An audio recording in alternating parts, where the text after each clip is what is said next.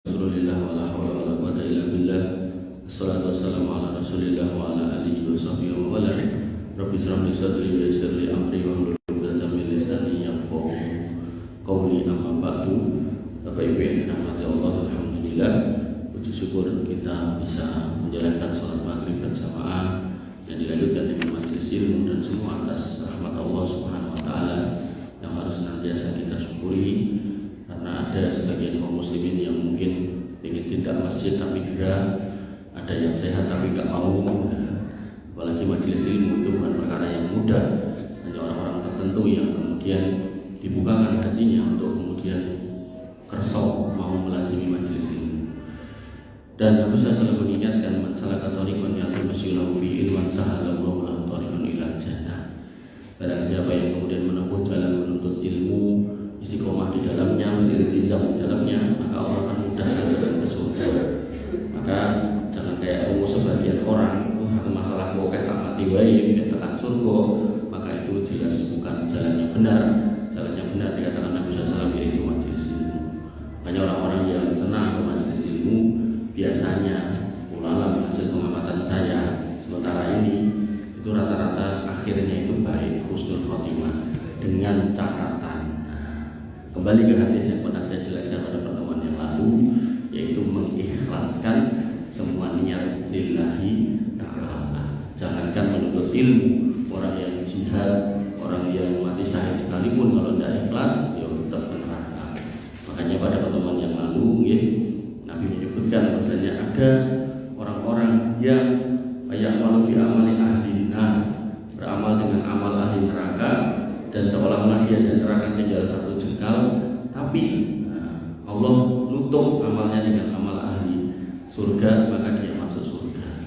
Sebaliknya ada orang yang beramal dengan ahli surga, seolah-olah dia dan surga tinggal satu jengkal, tapi kemudian Allah tutup dengan amal ahli neraka, maka dia pun beramal ahli neraka dan dia masuk neraka. Dan benang merahnya adalah soal niat. Kemarin kalau tidak salah saya sebutkan hadis atau saya sampaikan hadis tentang orang yang berjihad, yang mana para sahabat menganggap beliau adalah ahli surga, tapi Nabi justru mengatakan dia ahli neraka. Dan setelah diikuti, ternyata benar beliau terluka parah dan sangat parah. Akhirnya beliau ambil pedang, ditusukkan di tengah-tengah dadanya, dan beliau mati. Pedangnya tembus sampai ke punggung. Dan kemudian orang itu mendatangi Nabi SAW dan bersaksi, asyhadu annaka rasulullah, saya bersaksi bahwasanya kau adalah Rasulullah. Nabi bertanya, kok mengatakan emang ini apa?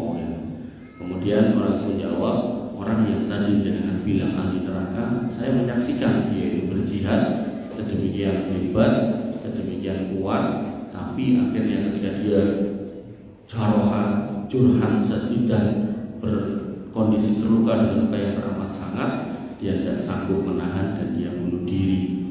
Pas tak jalan mau, dia menyegerakan kematian, bunuh diri. Maka kemudian dijelaskan oleh mayoritas ulama seperti Imam Nawawi, Imam Al-Qurtubi, Ibnu Hajar Al-Asqalani, orang-orang seperti itu adalah orang yang berjihad tapi tidak ikhlas lillahi ta'ala. Makanya majelis ilmu ini sarana mudah untuk masuk surga, tapi dengan catatan kita ikhlaskan lillahi ta'ala. Bapak-Ibu yang dirahmati oleh Allah Subhanahu wa taala, masih dalam tema yang paling berat di dalam agama ini, yaitu tentang takdir. Maka sebelum saya lanjutkan, saya punya pesan ketika dengan ada hal-hal yang memang belum paham dan pengen paham, maka bertanyalah pada yang paham. Fasalu ahla dzikri in kuntum la ta'lamun. Bertanyalah pada orang-orang yang mengerti kalau panjenengan tidak tahu. Jangan sampai mau dibatin kemudian dikarang-karang, karena nanti orang-orang yang gagal paham terkait dengan takdir itu nggak main-main. Ada 4 tipe kelompok. Makanya kalau memang nggak paham dan pengen paham, bertanyalah. Yang pernah saya ceritakan, sampai saya itu pas sekolah SMA, saya datangi guru yang ngajarin tentang takdir. Begitu lulus saya datangi, begitu sudah kerja saya datangi. Sampai beliau mengingat saya, gue sih kayaknya teko ning aku ning ra tau lulus saya. Hanya untuk bertanya tentang takdir. Nah, makanya nek jenengan pengen paham, tapi nek jenengan wis pokoke aku mau memahami lebih dalam sampai nama atau nama supaya tak lakoni kowe ngene, itu nggih monggo ndak apa-apa, itu langsung saya. Jadi gak selalu kepo niku baik, tapi juga gak selalu diam terhadap sesuatu yang tidak tahu itu jelek. Makanya Bapak Ibu rahmatullah kembali kepada panjenenganmu. Nek pengen mendalami maka dalamilah dengan jalan yang benar. Tapi nek gak mau mendalami ya tidak apa-apa. Barangkali itu cara untuk selamat dari fitnah. Karena ada orang yang mendalami salah jalan, ya malah repot, malah ruwet dewe nanti. Bingung dewe nanti ketika dijelaskan ini otaknya gak nyampe, orang iso debat gitu. Banyak Bapak Ibu rahmatullah, saya lanjutkan pelan-pelan. Pokoknya nek gak tahu tanya, nek misal gak sempat saya jawab, nomor saya ada. Dengan yang bawa HP mau nulis, monggo Pak Hasim ditulis 081 393 mang tulis mang WA sehari yang 70 ya apa-apa 393 499 641 mungkin kalau jawab saunggan pulau nanti dengan BAP 70 tak jawab 10 kan itu lumayan 081 393 499 641 pun. Jadi nek misal tentu dimauan dengan kelingan kepikiran masalah soal agama pengen tahu jawabannya Pak WA. Boten bayar wis. Boten kula jaluk bayaran gratis. Tinggal WA. Karo jadi tinggal jalan-jalan aku mulai didelok wah wis enek jawaban. Dibaca. Ora paham tekok kemene. Pokoknya sampai dengan puas. Sampai dengan dong. Nek ora paham meneh mungkin dicegah. Pas mriki niku kula Ahad pertama malam Ahad malam Senin ngeten iki terus mugi-mugi bisa istiqomah Senin malam Selasa pun mang cegat monggo nggih pokoke los mawon nggih. Kita lanjutkan. Ibnu Abbas menuturkan, aku pada suatu hari pernah berboncengan kepada Nabi SAW. Beliau bersabda, terus ini online kan setunggal, ini yang kedua ini materi, ini mau mengantisipasi dengan bertanya atau materi ini perlu backup dari sini. Ya, nah Nabi SAW bersabda, ya ulam ini mu'allimuka kalimatin. Bocah lanang cilik, ulam itu ngoten niku. Iku nek diterjemahke basa Jawa, Joko, Joko niku ten rawuh Pak Joko. Ini mu'allimuka kalimat, aku akan ajarkan beberapa kalimat kepadamu. Kalimat yang ini nanti menjadi apa istilahnya? Pondasi keimanan seorang muslim. Dan ini diajarkan sejak muda. Harapannya, pripun? Harapannya cah nom niki ben akidahnya kuat lurus sampai tua. Makanya niki cah nome kok namung 1 terus 2, 3, 4, 5, 6 yang lain mana ini? Nek cah tua wis biarin lah gitu. Cah nom ini loh, ya bulan ini cah nom, panggilannya cah nom. Yang pertama, ihfadillah yahfaduka. Cah muda, anak muda, kalau kamu menjaga batasan Allah, menjaga agama Allah, maka Allah yang akan jaga kamu. Cek nganggo basa Jawa. Nek agamamu mbok tata, maksude nderek dawuhe Allah dan Rasul yang mengikuti perintah Allah dan Rasulnya dengan bahasa gampang wayah sholat, wayah ngaji, maka hidupmu yang akan nata Allah. Penak nih wis, ndak bakalan stres, ndak bakalan mumet. Saking stresnya nganti sumpek ning ati terus gawe bom kaya sing teng Jakarta niku. Alhamdulillah. Canom lho niku. Stres itu. Makanya Bapak rahmatullah Allah, ihfadillah yahfaduka. Pokoknya ada aturan agama jangan ditabrak, maka ada apapun Allah siap bantu. Mau diterjemahkan pakai bahasa apapun, pokoknya ini ngoten niku. Jadi nek di dunia pengen hidup gampang, mayar, anti masalah, anti mumet, anti ruwet, nah ikuti aturan main Allah. Nanti Allah yang nata. Contoh lain, ini sering saya contohkan. Musa alaihissalam ketika dipoyak Fir'aun terus lari dan kaumnya ngikuti sampai di tepian laut. Dan mriku wong Bani Israel itu kan orang yang suka melogika sesuatu dan logikanya harus masuk seketika itu. Makanya itu bangsa Peter nek Ibaratnya secara ilmu pengetahuan eksak, matematika, fisika itu dia cerdas. Tapi dalam kondisi tertentu, wahyu atau agama itu tidak selalu harus bisa dilogika. Nah, begitu sampai pinggir laut, ya mereka menghujat Musa. Piye sama Musa? Tekan kene lho, terus piye? Zaman dulu tidak ada pesawat, karwane nek saiki helikopter dia bisa tanya. Dulu tidak ada. Ini piye? Maka Musa pun bertanya pada rohnya, dan kemudian dijawab, pukul itu laut dengan tongkat. Begitu dipukul terbelahlah mata orang-orang Yahudi itu. Makanya di sini kalimatnya kita enteng. Dan dulu Ustaz saya waktu ngajar kayak ini tuh, beliau ngajarnya ya cuma ngapalnya, nanti terus disimak apalannya bener dah gitu toh. Tapi seiring berjalannya waktu saya mencoba untuk menyelami gitu, atau mencoba untuk menghayati kata-kata yang singkat ini. Ihfadillah yahfaduka. Pokoknya nek aja aturan agama jangan dilanggar, maka hidupmu, hidup putramu, hidup keluargamu, orang-orang di sekitarmu Allah yang natah. Enak ya. Ihfadillah tajidhu tujahaka. Kalau kamu menjaga agama Allah, maka kamu akan menemukan Allah selalu di hadapanmu.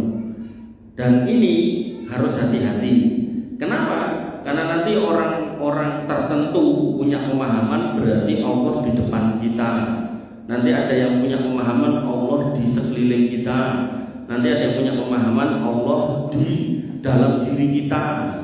Ini harus clear. Sehingga di beberapa masjid itu saya sampaikan tentang tema di mana Allah. Sampai pulau yang isi khutbah Jumat di balai kota, itu saya sampaikan tema di mana Allah. Mas Dirwan rawuh mboten Mas niku, alhamdulillah pemiran. Jadi wong sak balai kota niku pun tahu krungu nek Allah niku teng pundi. Kenapa? Karena Allah niku esa. Cocok nggak mboten? Allah niku cuma satu, bener enggak?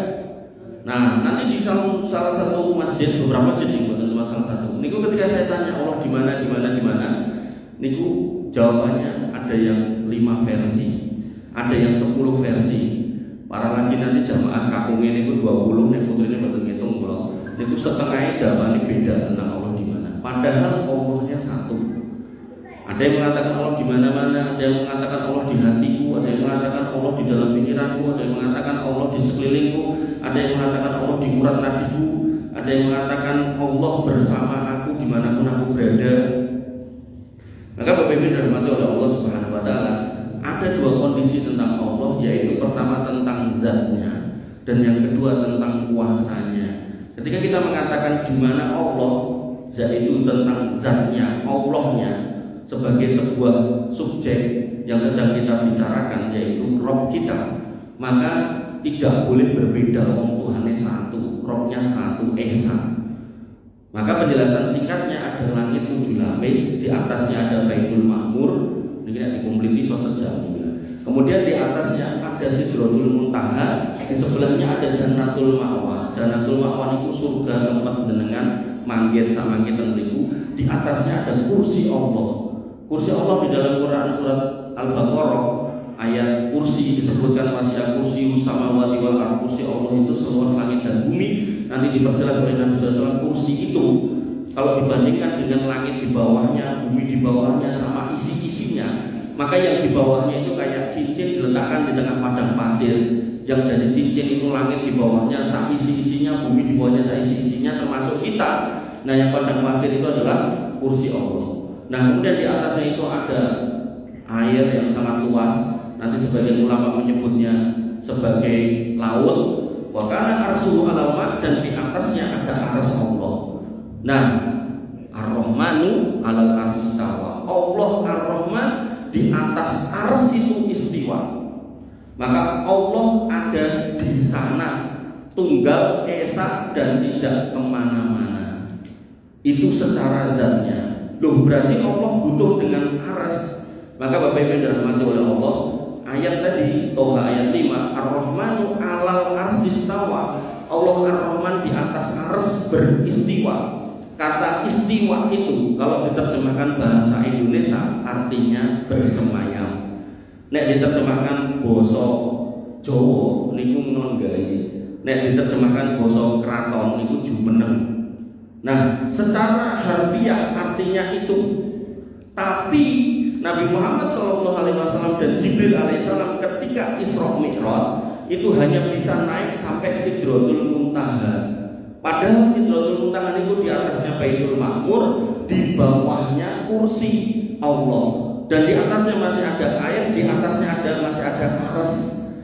Sehingga disebut Sidratul Muntaha itu sebuah tanaman sidroh yang sangat besar. Sidroh itu bidara, muntaha itu berarti akhir dari sesuatu yang naik. Berhentilah di situ manusia terbaik, malaikat terbaik, dan tidak tahu kondisi istiwa Allah di atas seperti apa. Makanya Imam Malik rahimahullah sebagai imam madhab yang pertama, beliau punya rumusan, dan rumusannya itu dipakai oleh ulama-ulama di bawahnya. Dan alhamdulillah kalau ngajar kitab-kitab akidah di beberapa masjid, niku semua kalimatnya sama. Bahwasanya apa? Al-istiwa'u maklumun. Istiwa sebagai sebuah kata kita udah tahu artinya. Ya tadi itu bersemayam, jumeneng, kelenggai, itu artinya. Nah, terjemahan bahasa Inggrisnya kok Mas tidak tahu saya. Nah, tapi wal kaifiyatu majhulun, bagaimana Allah istiwa, tidak ada orang tahu. Kenapa? Karena manusia terbaik dan malaikat terbaik berhenti di Sidratul Muntaha. Tidak bisa naik lebih tinggi. Lah pemenek raiso, tidak bisa. Lapis langit niku 500 tahun perjalanan, Pak. Terus tiap tebalnya langit niku 500 tahun perjalanan. Jenengan dari sini ke atas niku kira-kira 7.000 tahun perjalanan. Niku nek kula mboten kleru ngitung-ngitung niku sekitar 132 juta kali bumi. Jadi itu bukan perkara gampang naik-naik kaya nek munggah kalau mboten niku napa munggah gendeng ngoten mboten. Maka niku gelap untuk Nabi Muhammad SAW dan untuk Jibril alaihissalam. Padahal Nabi itu kalau dapat kabar dari langit yang menyampaikan sinten? Jibril. Makanya Imam Malik mengatakan al-istiwa'u maklumun wal kaifiyatu majhulun, kemudian wal imanu bihi wajibun. Mengimani tentang istiwa Allah itu wajib. Kenapa? Ayat tentang istiwa banyak. Ar-Rahmanu 'alal 'arsy istawa tadi salah satunya. Kemudian ayat tentang setelah Allah menciptakan langit dan bumi, kemudian Allah summastawa 'alal 'arsy, beristiwa di atas aras. Dan masih banyak, paling boten ada 10-an lah ayat-ayat tentang istiwa dengan bunyi istiwa nih. Nah, sehingga karena itu ada ayatnya, maka wal imanu bihi wajib, kita wajib mengimani kalau Allah ada di sana. Nah, kemudian yang terakhir wasu'alu anhu bid'ah, dan mempertanyakan Allah bagaimana istiwa di sana itu sebuah kekeliruan yang enggak pernah dilakukan oleh siapapun. Nabi Muhammad tidak pernah tanya, Jibril tidak pernah tanya, para sahabat tidak pernah tanya, para tabi'in tidak pernah tanya. Tidak ada yang pernah mempermasalahkan itu. Maka tinggal diimani. Makanya Allah Subhanahu wa taala di sana. Nah, berarti Allah butuh dengan aras, boten. Ketika dikatakan Ar-Rahmanu 'alal 'arsy istawa, tidak ada ulama yang merumuskan bahwasanya Allah itu harus duduk di atas aras bagaimana kita duduk di atas kursi. Kenapa? Nanti ada di dalam kitab ini disebutkan sebelum tercipta segala sesuatu, jenengan tidak ada, langit tidak ada, malaikat tidak ada, matahari, bulan, bintang tidak ada. Sebelum ada sesuatu apapun, maka Allah menciptakan yang disebut dengan qalam, pena. Dan kemudian kepada pena ini Allah memerintahkan untuk tulis. Kemudian si pena ini bertanya, maaf tuh, apa yang aku tulis? Kata Allah, uktub maqadirul kulli, tulis segala sesuatu dari awal penciptaan sampai akhir zaman. Dan pena itu pun akhirnya nulis di sebuah lembaran. Berarti setelah ada pena ada lembaran. Lembaran ini yang disebut dengan lauhun, disimpan di bawah aras Allah, itu namanya mahfuz. Makanya Bapak Ibu dirahmati Allah Subhanahu wa taala, maka arasnya belum ada yang ada pena. Berarti Allah tidak butuh sama aras. Nah, sehingga ketika tadi ngomongkan kursi dibandingkan dengan langit dan seterusnya sampai bawah, itu seperti cincin di tengah padang pasir, yang dari cincin itu langit ke bawah sampai masuk kita termasuk bumi.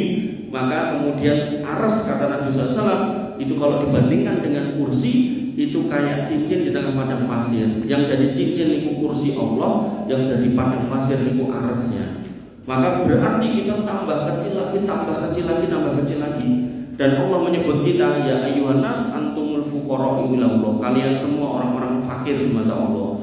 Walaupun mungkin kita kaya, walaupun mungkin kita ini punya jabatan, punya titel, punya duit apapun, maka kita disebut fakir. Dan Allah menyebut ya ayyuhan nas, manusia. Jadi mau orang non muslim, mau orang Islam, semuanya orang fakir. Mau pejabat, mau rakyat, mau raja, mau rakyat, mau presiden, mau rakyat, semuanya fakir di mata Allah Subhanahu wa taala. Nah, Bapak Ibu yang dirahmati oleh Allah Subhanahu wa taala, berarti Allah tidak butuh aras, enggak. Makanya ada orang yang menolak Ar-Rahmanu 'alal 'arsy istawa ini dengan mengatakan, nek kita membaca seperti itu, mengimani seperti itu, berarti Allah butuh aras. Padahal faktanya hadis menunjukkan sebelum ada sesuatu, aras itu tidak ada. Allah cuma menciptakan pena, berarti aras tidak ada dan Allah niku nggak butuh dengan aras. Nah, aras yang sedemikian besar, maka Allah lebih besar daripada itu. Itu yang kita sebut dengan Allahu Akbar. Maka kata Akbar sebagai Asmaul Husna itu bermakna zatnya yang maha besar. Maha besar melebihi apapun. Pokoknya semua makhluk itu lebih kecil daripada Allah. Nah, lalu kemudian ada Allahul Adim. Biasanya baca Quran kan kadang Allahul Adim. Di situ Allah yang maha agung. Nah, agung inilah kata kunci tentang yang disebutkan di hadis ini. Agung di sini berarti Allah maha besar juga, tapi dalam hal kuasanya. Sehingga ketika dikatakan Allahul Adim, saking kuasanya Allah menyebut laisa kamitslihi syai'un wa huwas samiul basir. Tidak ada makhluk yang sama dengan aku dan aku maha mendengar, maha melihat. Saking maha mendengarnya Allah, Nabiullah Yunus alaihissalam yang ditelan ikan paus dimasukkan di dalam gelapnya perut si ikan, gelap yang pertama. Kemudian ikan ini pun menyelam ke tengah lautan, gelap yang kedua.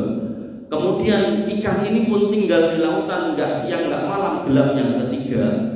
Dalam kondisi segelap itu tidak ada manusia yang mampu mendengarnya. Tulang-tulung dan sing krungu, maka beliau alaihissalam berdoa membaca sebuah wirid istighfar. Apa maksud doa Nabi Yunus? Nggak tahu, saya tak nongnek. Nah, apa mas? Masya Allah. La ilaha illa anta subhanaka inni kuntu minadh dhalimin. Itu yang diucapkan terus menerus. La ilaha illa anta, ya Allah tidak ada ilah selain Engkau. Subhanaka, maha suci Engkau. Inni kuntu minadh dhalimin, aku itu orang dolim.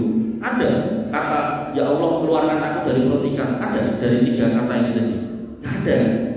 Maka beliau tidak ada minta dikeluarkan dari perut ikan, tapi beliau mengucapkan itu terus akhirnya dikeluarkan. Padahal beliau ada di dalam gelapnya malam, gelapnya perut ikan dan gelapnya lautan dalam. Dan ikan pausnya itu ikan paus spesial, ikan paus yang jarang keluar ke permukaan. Kalau nggak salah jenisnya itu namanya sperm whale bahasa Inggris. Tapi di Indonesia itu jadi paus sperma. Betul-betul maksudnya sperma ini kenapa betul-betul. Tapi ini tuh pausnya gede banget. Jadi pernah ada sebuah kapal nelayan ya, wak paus ini lewat itu ya coron ini kapal ini wak paus mejo ini rada do meneh. Jadi nek ngeplok sak kapal iki nggih kolu kabeh. Makane nek menungso niku cibian.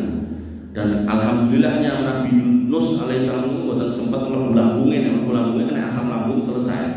Makanya dzikir la ilaha illa anta disebutkan oleh Nabi Yunus alaihissalam berulang-ulang. Dan Allah yang di atas arsy sana mendengar. Enggak kemudian enggak dengar. Kenapa tadi lu? Laisa kamitslihi syai'un wa huwas samiul basir. Makanya ketika di sini dikatakan, bahwasanya ihfadillah tajidu jahaka, jagalah agama Allah maka kamu akan mendapati Allah di depanmu. Itu bukan berarti terus Allah itu jedul ngoten boten. Tapi kuasa Allah akan membersamaimu. Sehingga apa? Nah, kalimat berikutnya wa idza sa'alaka fas'alillah, nek kamu butuh mintalah pada Allah, wa idza sta'anta fasta'in billah, nek kamu mintalah tolong kepada Allah. Maka karena Allah membersamai kita, maka dengan mau mintalah. Wong Nabi Yunus alaihissalam di dalam lautan aja Allah mendengar dan menolong, napa melih panjenengan yang tidak nyemplung laut dengan kan daratan gitu. Maka berarti dengan secara kedekatan lebih dekat menuju Allah Subhanahu wa taala. Tentu Allah lebih mendengar. Bapak Ibu dirahmati oleh Allah Subhanahu wa taala, wa'lam, kemudian ketahuilah, ilmuilah, annal ummata law istama'at ala ayyan fa'uka bisayyin lam yanfa'uka illa bisayyin qad kataballahu laka. Ketahuilah kalau manusia semuanya berkumpul untuk memberikan manfaat kepadamu, maka manfaat itu tidak akan sampai kecuali Allah sudah tetapkan di dalam Lauhul Mahfuz itu kalau kamu dapat manfaat. Makanya ada orang yang bekerja mati-matian, harapannya dia bisa jadi ini jadi itu, tapi gagal terus. Ada juga orang yang tidak pernah mikir pengen jadi apa-apa, tiba-tiba menjadi sesuatu yang orang juga gak ngira. Loh, membiar foto sekolah lu sing paling bodoh nih gue gurih dhewe lagi yo kerek dhewe. Saiki udah dadi wong pene ngono wae. Kan enten ya ngoten niku. Nah, maka kalimat berikutnya walam istama'u ala ayyadurruka bisayyin walam yadurruka illa bisayyin qad kataballahu alaika. Maka kalaupun manusia itu mau berkumpul memberimu bahaya, bersepakat mau membuat makar buat kamu, maka kamu tidak akan celaka kalau Allah tidak tetapkan. Makanya ini sering saya contohkan, yaitu kasus sebelum 30 G30 SPKI itu sebelum tahun 65 itu ceritanya orang-orang sepuh gitu. Itu PKI itu sudah sedemikian dahsyat menyusun makar. Dari Perdana Menterinya PKI, Menteri-Menteri PKI, hampir setengah atau sepertiganya tentara itu PKI. Kemudian di kampung-kampung itu lurah itu banyak yang PKI, camat gitu kan. Ngapunten sampai wali kota Solo pada waktu itu nggih PKI gitu kan. Makanya wah itu wis koyo-koyo gitu, di atas angin. Sithik meneh itu kaya wis Indonesia itu wis dadi PKI wae gitu kan. Dan memang yang dimau seperti itu. Dan kemudian nggih makar itu meledak karena yang mereka sasar jenderal-jenderal itu, dan kemudian diculik, dibunuh, dimasukkan ke lubang buaya. Dan bunuhnya bukan langsung dibunuh, disiksa sing cemplunge mriku. Dan lubang ini itu sempit dan pas diangkat itu posisinya saling menimpa dan saling nekuk-nekuk wonten niku. Nah, dari situlah kemudian terbacalah makar itu, dan kemudian TNI mau bergerak juga kurang karena hampir setengahnya, sepertiganya lebih niku PKI. Akhirnya yang terjadi apa? Niku mertuanya Pak BI, mertuanya Pak SBY sebagai pemimpin RPKAD pada waktu itu komandannya, memanfaatkan kekuatan rakyat sinten ya wong Islam ya santri ya para takmir masjid yang biasa masjid dijuncali tai gitu. Akhirnya bergeraklah mereka semua gerombolan, selesai sudah PKI lah. Makanya Bapak Ibu dan rahmatullah Allah, itu kalau tidak kuasa Allah tidak mungkin. Dan banyak orang-orang sepuh pada waktu itu sudah bisa-bisa mereka berdoa kepada Allah, mata nasrullah, kapan pertolongan Allah, karena harus larang pangan, kabeh dipersulit. Makanya di sini berlaku nek gak tak tulis Indonesia itu duduk PKI, yuk gak bakal jadi PKI gitu. Makanya Bapak Ibu dan rahmatullah, jadi kan nek lihat politik gak usah terlalu dibawa hati gitu loh. Jadi santai aja, ada ini ada itu, santai aja. Karena kalau jenengan sudah mengangkat tangan ke langit, Allah itu tidak akan tuli, mesti mendengar. Dan Allah akan memberikan bonus ketika jenengan melihat bagaimana Allah punya cara menyelesaikan orang-orang dolim itu. Mudah buat Allah Mas, mudah menyingkirkan orang-orang yang merusak negeri, mudah. Mungkin tinggal nunggu waktu aja, tinggal nunggu waktu mereka lupa di atas daratan, sudah lupa daratan. Jadi kalau semua mau ngawang gitu kan. Nah, nek wis koyo ngono kuwi lah keplek iki blem. Macam-macam caranya. Mungkin numpak kapal mendel, mungkin ada tanah ambles, mungkin ada gunung diblekke, ora kita tidak tahu. Dan semua itu tidak ada manusia yang bisa mencegah. Makanya kalau ada BMKG, Badan Meteorologi dan Geofisika, itu cuma bisa memperkirakan, bukan mencegah. Nah, sebaliknya nanti NHB mau bencana dimanapun itu tidak akan terjadi kalau nggak dapat izin wali-wali kutub dari kalangan habaib, itu ngapusi, nah mungkin. Artinya Allah tuh kalau mau menjadikan sesuatu ya jadi menikah ini, tidak butuh izin siapapun, tidak butuh. Besok gempa ya, ini sumber, bukan asal, tidak harus jadi kalau memang mau. Makanya Bapak Ibu dan rahmatullah Allah, Nabi mengatakan suatu perzinahan, riba, kalau sudah umum di suatu negeri, maka hati-hati, berarti kamu yang undang adab Allah. Nah, maka Makanya para ulama dulu kalau ada musibah itu selalu banyak-banyak istighfar, introspeksi, enek opo jane gitu kan. Nah, makanya Bapak Ibu dirahmati oleh Allah Subhanahu wa taala. Kemudian rufi'atil aqlam wa khuffatis suhuf. Kolam yang buat tulis di Lauhul Mahfuz sudah diangkat. Tegasnya diangkat itu apa? Berarti tulisannya rampung. Kemudian wa khuffatis suhuf, tintanya juga sudah kering. Saiki wis diselehke. Nah, yang berlaku itu nanti yang berjalan. Makanya termasuk kondisi bangsa Palestina hari ini yang dianiaya oleh orang-orang Bani Israel, niku ada catatannya dan memang ya harus seperti itu terjadinya. Nah, terus mesake memang kalau dari sisi kacamata dunia kita mesake. Niku fungsinya dari sisi keimanan Pak, liyabluwakum ayyukum ahsanu amala, untuk tahu mana di antara kita yang amalnya terbaik, mana yang nulungi, mana yang ndongake. Nah, terus apa yang terjadi tentang mereka? Maka mereka ketika dianiaya bahkan dibunuh oleh orang-orang Bani Israel, mereka mati syahid. Nah, kalau sudah mati syahid, niku di kuburan tidak akan ditanyai mungkar nakir. Kemudian nanti pada mahsyar aman, hisab mizan orang lakoni. Terus Telaga Kausar dapat tempat yang terbaik. Kemudian Sirot tidak perlu rekoso, iso cepet bus. Begitu sampai depan pintu surga, lawangnya enten wolu. Salah satunya tulisannya al jihad niku khusus buat orang mati syahid. Mboten niku kira-kira penak napa mboten? Penak nganggo pol. Penak. Makanya dari kacamata dunia mesake, tapi dari kacamata akhirat, nah, itu orang beruntung. Dan bahkan nanti dalam beberapa kitab tentang orang yang mati syahid itu dikatakan, bahkan ketika kita melihat ada orang yang mati di medan perang, itu hakikatnya bisa jadi waktu dia mati itu misal kena bom dir, jadi gak ngerosok ke apa-apa. Jadi sampai ada ulama berpendapatnya, dan ini misal wong nih, ketika bomnya mau jatuh, sebelum kena orangnya, itu nyawanya cabut dulu, gitu, dir. Nah kita adalah yang sakit, ambil dan seterusnya. Tapi ulama secara goib bisa jadi dia sudah diangkat dulu gitu sebagai bentuk rahmat dari Allah Subhanahu wa taala. Dan nanti mereka orang-orang yang mati syahid itu akan diberi kesempatan ngajak keluarganya 70 orang. Ayo jenengan Pak sebut keluarga 70 orang yang pamit jenengan mati syahid sebut 70 orang. 1 7. Bojone loro apa 3? Papa, bojo papa, anake piro? Lo bingung lo bisa lo. 70. Makanya nanti orang-orang Palestina itu bisa jadi ketika disuruh nyebut saudaranya mungkin bisa cuma nyebut 30, 40, ya kurangannya sinten. Nah, ampun kesupen di Al-Qur'an dikatakan innamal mu'minuna ikhwatun, orang beriman itu bersaudara. Nah, saudara yang seperti apa? Yang nulung saudaranya. Makanya ketika pesawatnya Pak Presiden dalam hal ini TNI itu bawa bantuan di Doke, mereka terima bantuan itu dan mengatakan jazakallahu khair, orang-orang Indonesia terima kasih dan segala macam gitu kan. Maka bisa jadi ketika 70 nih dia cuma bisa nyebut 40, yang 30 loh, kok bilih loh. Ya Allah, niki 30 saya kasihkan untuk orang-orang Indonesia yang sudah ngirim bantuan ke saya. Sing didit, siran didit yang sudah mendoakan ke saya loh, bisa jadi. Makanya Bapak Ibu dirahmati oleh Allah, ketika kita melihat seperti ini, ya, semua sudah tertulis dan akan terjadi.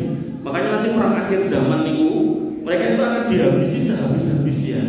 Dan puncak habisnya sampai mereka sembunyi di belakang batu akan mengatakan, loh ini loh Yahudi ning buriku. Di belakang tembok-tembok pun bisa berbicara, ini loh Yahudi ning buriku, sikatan gitu kan. Nah, kita nggak akan bisa sampai pada titik itu kalau mereka nggak kumpul di tempatnya. Jadi mereka masih nyebar di Eropa, masih nyebar di Afrika, masih nyebar di India, masih nyebar di Cina, bahkan ada Yahudi Cina juga. Itu nek arep gropeokan, wong ini ngedengeti golek ini angel. Makanya ketika mereka itu kembali ke negeri yang katanya dijanjikan 3000 tahun yang lalu dan mereka OTW ke sana semuanya, ya silakan. Engko golekane malah gampang. Dan memang hadis-hadis menuju sana itu terjadi. Makanya dalam bab aswatu saat tanda-tanda hari kiamat itu ada tanda yang sudah terjadi. Dan tanda yang sudah terjadi itu ibarat bola, nek muter ngeten iki. Niku berarti jane yo mungkare nunggu bakal sampai tekan kono ujungnya kok mesti sing kono. Nah, maka Bapak Ibu dirahmati Allah, ini menjadi dalil kalau sesuatu yang sudah Allah tulis itu pasti terjadi. Tinggal nunggu saja kapan itu terjadi. Nah, kemudian hadis berikutnya Nabi SAW kemudian bersabda, Inna awwala ma khalaqallahu ta'ala al-qalam. Sesungguhnya yang pertama kali diciptakan Allah adalah pena. Faqala lahu, kemudian Allah berfirman kepada pena itu, uktub, kemudian tulislah. Kemudian si pena bertanya, Rabbi ma aktub, ya Rabb, apa yang harus aku tulis? Qala, kata Allah Subhanahu wa taala, uktub maqadira kulli syai'in hatta taqumas saa'ah. Tulislah semuanya dari awal penciptaan sampai kiamat nanti terjadi. Dan tadi sudah saya singgung. Kemudian pada hadis berikutnya, ihtajja Adamu wa Musa faqala Musa. Nabi Adam bertemu dengan Nabi Musa. Di mana? Ulama bisa jadi di langit. Karena yang hadis tentang apa niku Isra Mi'raj niku di langit yang pertama niku ada Nabi Adam. Di langit yang kedua ada Nabi Isa dan Yahya.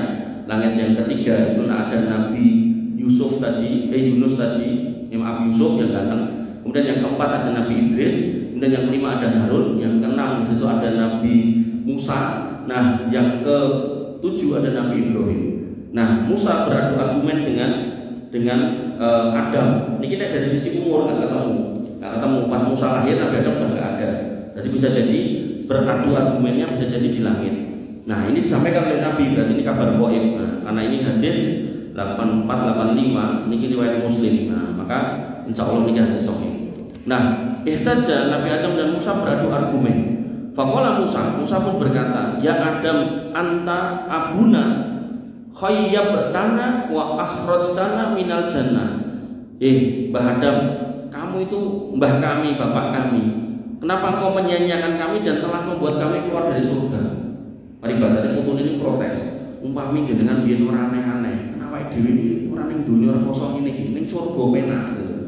Ngopo dadak aneh-aneh gitu.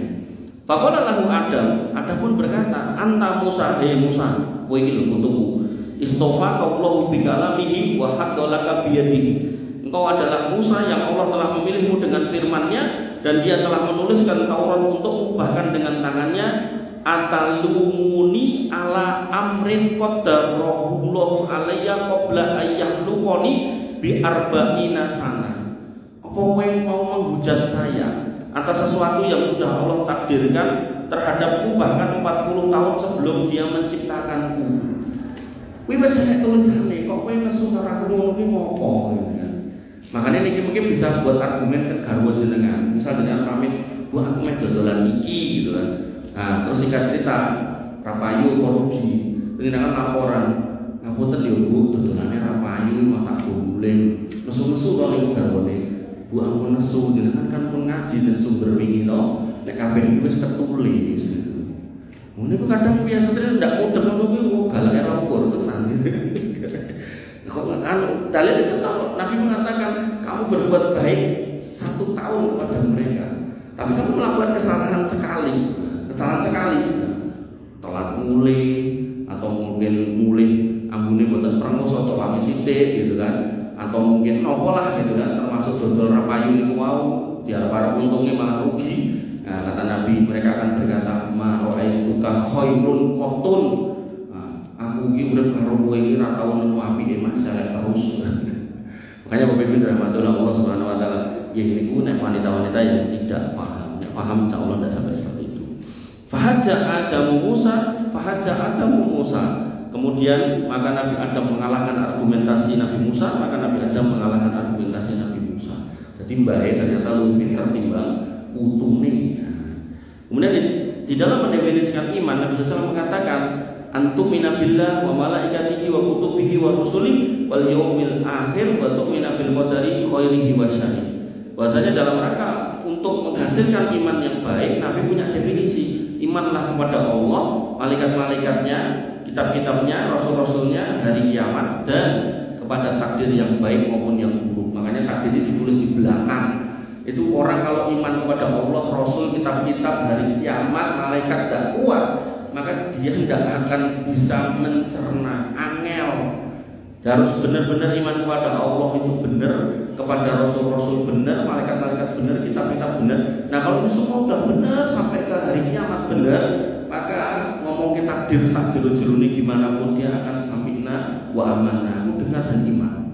Tapi nek imane lemah tiba-tiba ngomong ke takdir, maka nanti dia akan kegeret apakah jadi Qadariyah, Jabariyah, Mu'tazilah atau Asy'ariyah. Udah angel gitu balik ya. Kemudian Nabi SAW bersabda juga, "I'malu fa kullun muyassarun lima khuliqallah." Dah beramallah, karena setiap orang akan dimudahkan menuju apa yang ditakdirkan. Loh berarti nek takdirku maling ya kudu dadi maling sing profesional. Betul. Kok kita tidak tahu takdir kita apa? Maka perlu mengambil sebab. Makanya kalau sebagai materi yang mau berjalan tentang mengambil sebab dalam hidup. Artinya kalau kita ingin menjadi sesuatu, ya berusaha menjadi sama. Dan kalau kita sudah tahu baik dan buruk, pilihlah yang baik, jangan pilih yang buruk terus mengatakan takdir. Walaupun nanti kalau ada yang melakukan itu, ya menurut takdir kuno, tapi karena kita tidak tahu takdir kita apa, jangan memilih sebab yang buruk. Wes ngerti nek ramangan luwe malah ramangan, ngomongnya takdirnya ramangan, malah mati gitu kan. Nah, maka kalau urusan makan aja kita bisa mencari sebab agar tidak mati kelaparan, maka urusan kesolihan juga sama. Udah tahu orang nggak sholat neraka, ngapain milih nggak sholat? Nah sholatlah. Nah karena sholat butuh syarat, butuh rukun, belajarlah, majelis ilmu lah. Begitu sudah paham, laksanakanlah, istiqomahlah, biar bisa mendapatkan surga. Ikhlaslah, imanilah itu perintah dari Allah, rutinkanlah, istiqomahlah. Setelah istiqomah, maka orangnya akan husnul khotimah, masuk jannah. Nah itulah rumus. Ketika rumusnya udah tahu, jalani. Mau ngerti jalannya rame, masuk nyebrang ya orang belok tengah itu ditabrak, gitu kan. Masih ngerti nek lampu merah itu berhenti, kok ya malah bablas, ditabrak. Maka semua sebab itu harus dengan pahami, dan dengan sebab yang dengan pahami, jangan akan menimbang mana yang baik, mana yang buruk, pilihlah yang baik. Itulah seorang muslim. Jangan kemudian mengambil sebab yang buruk lalu mengatakan takdirku ini gitu. Makanya Bapak Ibu dan Allah Subhanahu wa taala sementara ini mungkin ekokean tidak bohong. Nggih, kirang langkung kunjung pangapunten, semoga bisa jenengan pahami nomor sudah saya sampaikan ketika jenengan